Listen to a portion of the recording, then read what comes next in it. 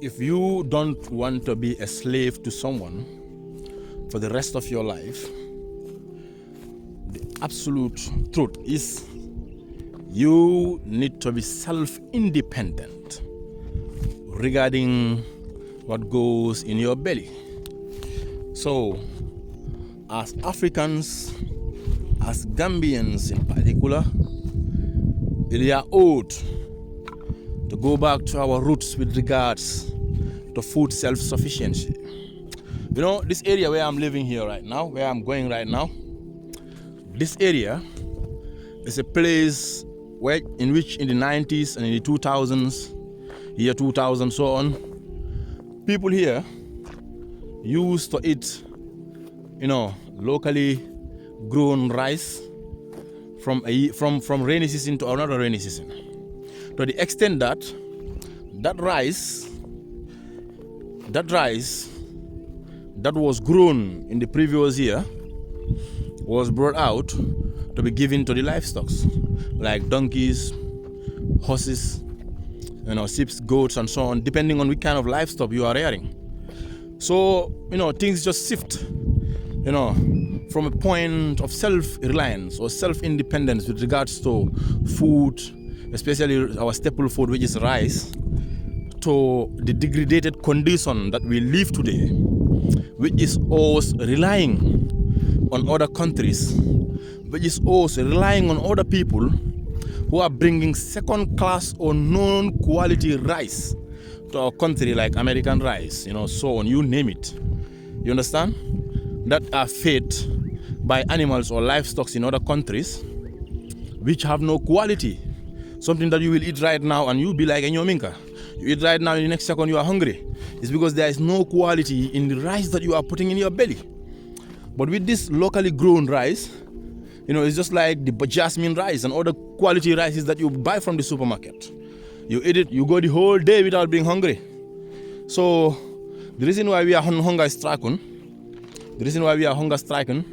is because we are not taking the steps that we are supposed to take as Gambians, as Africans, towards food self-sufficiency. If you are not food self-sufficient, you are not independent. If somebody controls your belly, you cannot be independent. That person keep directing you the way he wants. So, as the Olaf Jai says, kula abal botam fukon hengai hole. Nedo si lubori magite mum. Wedi dum don darita. Ni moye fu anyala. A lafta diamond jube be ole jube la. So, if anybody borrows you his eyes, you will only look at where he wants you to look at. So, this is our condition. We just pray to Allah, may Allah make us those who will understand. And Allah make us those who will, inshallah, follow suit, that which is of benefit to us. Even as Muslims or, whatever religion you follow, Allah advise you, to follow the conditions, that will lead you, to be able to produce things that will be of benefit to you and the entire community in which we live. And I promise you, wallahi, I promise you, only this area in Jara here, this is not Nyomi, bro. This is Jara. Only this area in Jara, from around Jara, Japine, going towards, Wellingara, Babureng, going towards Sutukung and all these other places, their riverside, can feed the Gambia to the extent of us exporting rice to other countries. Where is the self-independence? Where is the, how do we call it?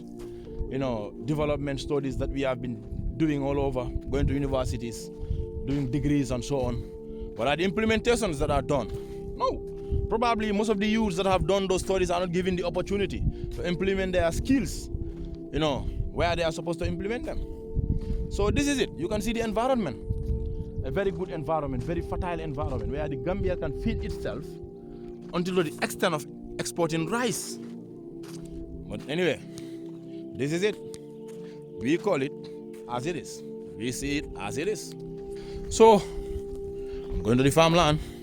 I'm going to do some grass cutting and all this kind of stuff, Thank you. Born farmer, now remain a farmer. Trying to be self-independent. Not to be controlled by neo-colonial systems. Assalamu alaikum.